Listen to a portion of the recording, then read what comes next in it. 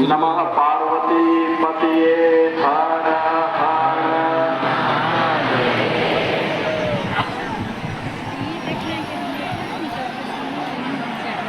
पवित्र व्यासपीठ पर विराजमान पूज्य संत पंडित प्रदीप मिश्रा जी महाराज इस पूरे कार्यक्रम के आयोजक जगत गुरु महामंडलेश्वर श्री सतवा बाबा संतोष दास जी महाराज, हमारे सभी पूज्य संतजन इस पावन सभा में उपस्थित सभी हमारे माननीय जनप्रतिनिधिगण और लाखों की संख्या में उपस्थित सभी श्रद्धालुजन,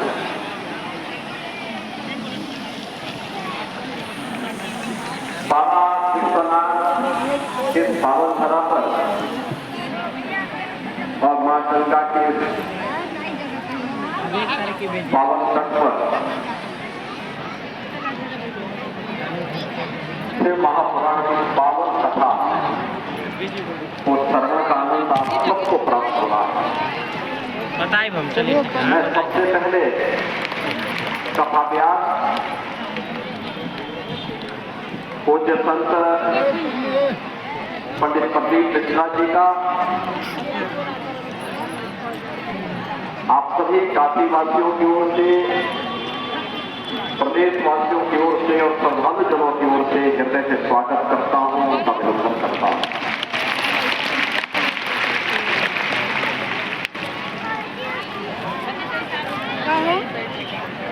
क्या 13 जनवरी से 26 फरवरी तक यानी पौष पूर्णिमा से महाशिवरात्रि तक प्रयागराज की पावन धरती पर दुनिया का सबसे बड़ा आध्यात्मिक और सांस्कृतिक समागम महाकुंभ 2025 का आयोजन है और उससे ठीक पहले काशी की धरती पर इस पावन कथा के माध्यम से कुंभ का दर्शन हम सबको देखने का अवसर प्राप्त होगा।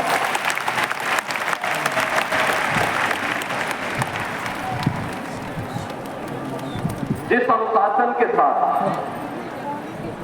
और जिस श्रद्धा भाव के साथ आप सभी इस पावन कथा का श्रवण कर रहे हैं, तो मैं आप सबका भी सबसे पहले हृदय से अभिनंदन करता हूं।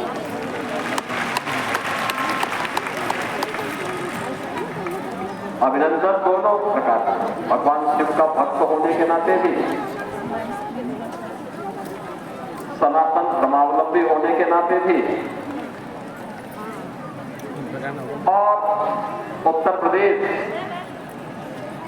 का दायित्व भी मेरे पास है। तो उत्तर प्रदेश में पावन कथा का आयोजन हो रहा है, तो इस दृष्टि भी मैं अभिभूत हूं इस सब दृश्य देखकर। मुझे पहले से पता था, मुझे याद है 10 माह पंडित प्रदीप मिश्रा जी की एक कथा हापुड़ में होने वाली, तो अचानक यहाँ के प्रशासन ने कथा के आयोजन को निरस्त कर दिया। मुझे शाम को जानकारी मिली, मैंने कहा ये कथा के आयोजन को क्यों निरस्त किया? कहा साहब भीड़ ज्यादा हो सकती है। मैंने कहा उनकी कथा की तो चर्चा ही इस बात के लिए होती है कि वहां 1000 में नहीं लाखों में गिनती होती है, लाखों में। लेकिन वे सभी श्रद्धालु होते हैं, भक्त होते हैं, परम भक्त होते हैं। और परम भक्त की सबसे बड़ी पहचान क्या है? वह अनुशासित होता है। जिसका आत्मानुशासन है उसका भौतिक द्रव्यों पर भी अनुशासन और वे सभी अनुशासित होते हैं। अभी कथा को अनुमति दे दिया जाए और सभ्यता के साथ उस आयोजन को आगे बढ़ाने के लिए कार्यक्रम को आगे बढ़ाएं। और मुझे बहुत अच्छा लगा जो भी वहां पे गया अभिभूत। फर्रुखाबाद में कार्यक्रम हुआ, वहां पर भी यही दृश्य था। दृष्टि सबकी अपनी अपनी होती है। ये दृश्य हमारे लिए सनातन धर्म का एक रूप है, लघु भारत का रूप है और ये हमारी सामाजिक समता का भी प्रतीक है। कौन कहता है कि हम आपस में बटे? कहाँ जातिवाद, कहाँ संप्रदाय का वाद, कहाँ उपासना विधि का विवाद?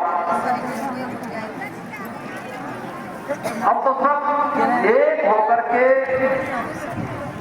इस पावन कथा के माध्यम से अपने राष्ट्र धर्म के निर्वाह के लिए अपने आप को समर्पित करने के एक धर्म योद्धा के रूप में अपने आप को समर्पित कर रहे हैं। और ये कथा उसका एक उदाहरण हम सबके सामने प्रस्तुत कर रहा है।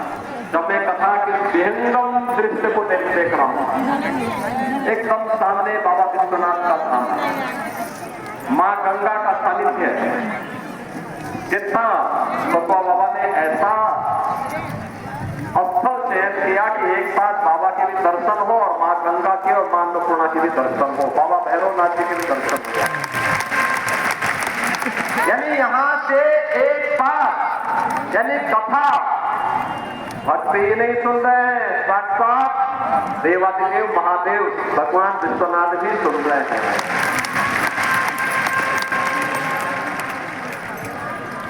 बाबा भैरवनाथ भी सुन रहे हैं, काल भैरव भी सुन रहे हैं और माँ गंगा और माँ अन्नपूर्णा भी सुन रही है। इतना भयंकर दृश्य, ये उन सभी लोगों के मुंह पे जवाब है जो हमें जाति के नाम पर, क्षेत्र के नाम पर, भाषा के नाम पर, तमाम बातों के नाम पर बात। उनकी आंखों को खोलने के लिए कथा पर्याप्त है। राष्ट्र कथा का भयंकर दृश्य ही पर्याप्त है। और मुझे इस बात की भी प्रसन्नता है कि 5000 वर्ष पहले हम जिस पवित्र पीठ को व्यासपीठ कहते हैं, भगवान वेदव्यास की उस पवित्र परंपरा, भगवान वेदव्यास ने चारों वेदों का संग्रह करके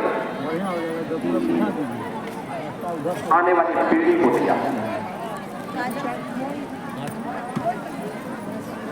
गुरु शिष्य की परंपरा वेदों के संरक्षण के लिए कैसे बननी है, भगवान वेदव्यास ने परंपरा दी। महाभारत जैसा 1 लाख श्लोकों का महाप्रबंधन काव्य और पूरी टीम का नेतृत्व दिया। श्रीमद् भागवत महापुराण जैसा ज्ञान, भक्ति और वैराग्य का एक अद्भुत त्रिवेणी का महापुराण, मुक्ति का, यानी जीवन की सफलता का रहस्य जिसमें छुपा हुआ हो, वह भगवान वेदव्यास ने दिया। पुराणों और उप पुराणों की रचना कैसे की जानी चाहिए, उसकी शुरुआत की खड़े रहेंगे, बैठे नहीं पड़ेंगे। जिस भगवान वेदव्यास ने उस समय के सबसे बड़े राजवंश गुरु वंश को न केवल हर विपरीत परिस्थितियों में बचाया, बल्कि 8 पीढ़ियों का प्रत्यक्ष रूप से एक सार्थक निर्देशन देकर के उसका नेतृत्व भी दिया, उनका मार्गदर्शन किया और सदैव धर्म और न्याय के पथ पर ही चलते रहे, उसी की प्रेरणा देते रहे। अंततः भगवान वेदव्यास को भी बोलना पड़ा। उस समय की स्थिति कितनी तनावपूर्ण रही होगी, किस प्रकार की त्रासदीपूर्ण रही होगी। जब भगवान वेदव्यास को बोलना पड़ा था कि मैं दोनों हाथ उठा करके लोगों से चिल्ला चिल्ला के बोल रहा हूं कि धर्म का मार्ग अनुसरण करो, क्योंकि धर्म से ही और कामनाओं की सिद्धि हो सकती है। लेकिन मेरी कोई सुनता नहीं। लेकिन आपकी इस पावन कथा ने, महाराज आपकी इस पावन कथा ने यह साबित किया है कि नहीं, देश धर्म की बात को सुन रहा है और भगवान वेदव्यास का सम्मान कर रहा है। व्यासपीठ अगर सुनाने को तैयार है तो श्रद्धालु सुनने को भी तैयार है, भक्त सुनने को भी तैयार है। और आज इस अवसर पर आप सभी को सचमुच हमें इन पावन कथाओं के माध्यम से राष्ट्रीय एकता को संबल मिलता है, राष्ट्र धर्म को मजबूती मिलती है। हम सबका भेद अपने इष्ट के प्रति, अपने देवी देवताओं के प्रति, अपने समाज के प्रति तो होना ही चाहिए, लेकिन अंततः ये मान के चलना चाहिए कि हम सबका अंतिम लक्ष्य होना चाहिए कि हमारे राष्ट्र की एकता और अखंडता को कोई चुनौती न दे देता है, उसको कोई खंडित न कर देता है। क्योंकि उसी में देश भी बचा हुआ है, उसी में धर्म भी बचा हुआ है, उसी में समाज भी बचा हुआ है, उसी में हम सब भी बचे हुए हैं, उसी में हमारी कथाओं की पावन परंपरा भी बची हुई है। और उस पावन कथा के श्रवण का आनंद आप सब ले लिया, आप ले रहे हैं और वह भी काफी है। मैं इसके लिए सतुआ बाबा को भी और उनकी पूरी टीम को भी हृदय से उनका भी अभिनंदन करता हूं। और मैं इस अवसर पर इस पूरी कथा के प्रति अपनी शुभकामनाएं देता हूं और एक बार फिर से कथाव्यास पूज्य संत पंडित प्रदीप मिश्रा जी को हृदय से बधाई देता हूं। सफल आयोजन के सफल कार्यक्रम, सफल बृहद विहंगम दृश्य को मां गंगा के तट पर इतना बृहद आयोजन इतने अनुशासित तरीके से यहाँ पर हो रहा है, इसके लिए मैं आपका हृदय से अभिनंदन करता हूँ। और आपकी ये यात्रा सनातन धर्म के लिए, भारत के लिए इसी बृहद रूप में आगे बढ़ती रहे, इसके लिए हमारी शुभकामना है। उत्तर प्रदेश की पूरी शुभकामना आपके साथ में है। इस पूरे अभियान के प्रति मैं अपनी शुभकामनाएं देते हुए अपनी वाणी को यहीं पे विराम देता हूँ। जय जय श्री राम, हर हर महादेव। लुटा दिया भंडार काशी,